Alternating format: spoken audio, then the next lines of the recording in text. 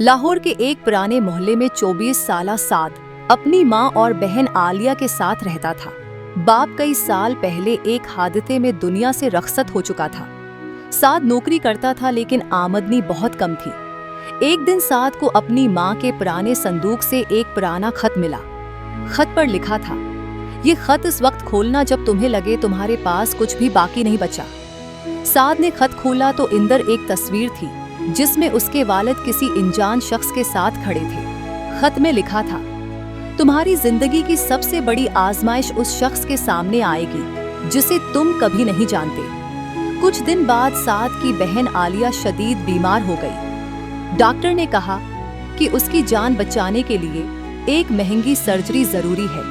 साद परेशान हो गया, पैसे उसके पास नहीं थे। उसी दौरान एक अजनबी शख्स फराज साद के पास आया और कहा, मैं तुम्हारे वालिद का पुराना दोस्त हूँ, तुम्हारी मदद कर सकता हूँ, लेकिन उसके बदले तुम्हें एक वादा पूरा करना होगा।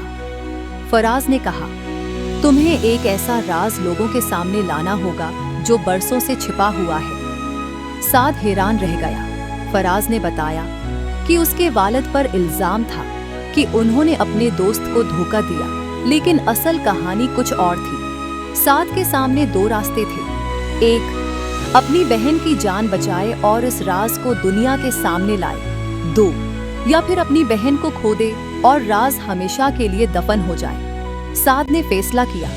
उसने अपनी इज्जत और खानदान की बदनामी की परवाह न करते हुए अपने वालिद का राज सबके सामने रख दिया। असल में उसके वालिद ने अपनी जान कुर्बान करके एक बेगनाह को बचाया था, लेकिन माशरे ने उन्हें मुजरिम समझा। ये राज सामने आते ही शहर के लोग चौंक गए। साद की आंखों में आंसू थे, लेकिन उसी वक्त अस्पताल से खबर आई कि आलिया की सर्जरी कामयाब हो गई है। साद ने अपनी बहन का हाथ थामा और कहा, अबा ने कुर्बानी दी थी और आज मैंने भी वही किया।